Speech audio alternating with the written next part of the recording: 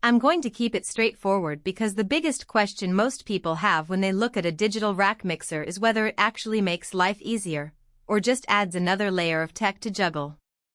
Link is in the description if you want to check the product details on Amazon. In the next few minutes I'll walk through the real-world setup, what the day-to-day workflow feels like, and where the value really comes from so you can decide if the StudioLive Series 324R fits your studio or if you'd be better off with something simpler. First off, the hesitation most buyers feel is that digital mixers promise a lot of channels, recallable scenes, and networked audio, but then you end up spending hours learning a menu system that never quite matches the analog feel you're used to. The 24R sits in that sweet spot where you get enough I/O to handle a mid-size project studio, a small housey off worship, or a live streaming rig, yet it's still a rack unit you can slot into a standard 19-inch chassis. That means you don't have to sacrifice desk space for a big console, but you also need to be comfortable with rack mounting and cable management. What really matters in a rack mixer is how it integrates with the rest of your workflow.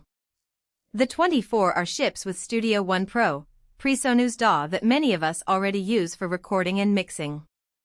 Because the software and hardware are designed together, the routing tables line up automatically and the 32-channel recall works seamlessly. Press a button in the DAW and the mixer jumps to the exact scene you saved.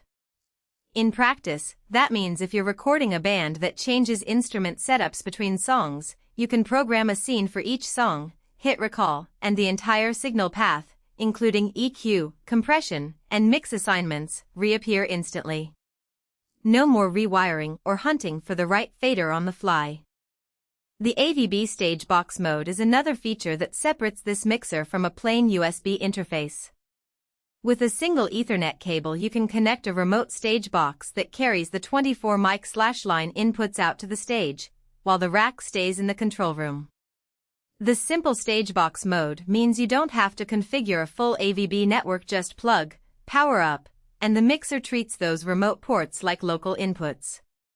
For anyone running a small venue or a live stream setup where you need to get mic signals from a distance, that can save a lot of extra gear and potential points of failure.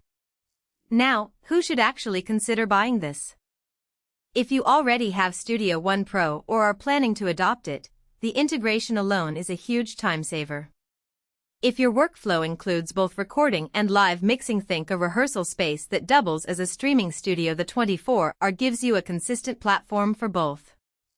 The 16 FlexMixes are flexible enough to serve as AUX sends for monitor mixes, subgroups for drums, or matrix mixes for a house-fill PA feed.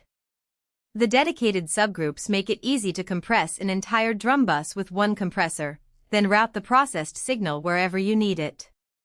And because the unit is fully recallable, you can store different monitor mixes for different artists and pull them up with a single click. On the flip side, if you're a solo podcaster or a home musician who only needs a few mic inputs and a basic stereo mix, this rack mixer is overkill. The 24 combo mic/line inputs are fantastic, but you'll probably never use more than half of them, and the rack footprint adds cost not just in the unit itself but in the rack you need to house it. Also, the USB interface is USB 2.0, which caps the simultaneous recording and playback bandwidth at 40 in/40 out. That's plenty for most 24-track sessions, but if you routinely record at 96 kHz with dozens of tracks, you might hit the ceiling and need an external audio interface to supplement the I/O. Practical strengths become clearer when you picture a typical day. Imagine you're recording a 3-piece band, drums, bass, and guitar. You plug the drum mics into the first 8 combo inputs, route the bass direct box into input 9, and the guitar amp via a mic into input 10. You assign the drum channels to a FlexMix subgroup, add the vintage EQ mode on each channel to give a warm, analog-style tone, and engage the built-in compressor on the bass channel to keep it tight. All of that is saved as scene A. Then the band decides to add a keyboard for the next set. You pull up scene B, which recalls a completely different routing map, sends the keyboard to a new FlexMix, and swaps the monitor mixes for the drummer. In less than a minute you've reconfigured the entire signal flow without touching any cables. That speed translates into money saved, especially when you're charging studio time. The ability to recall scenes also reduces the chance of human error, no more forgetting which channel you set the high-pass filter on, or which AUX send you used for the vocalist's monitor. The vintage EQ and compressor modes on every channel give you character without needing external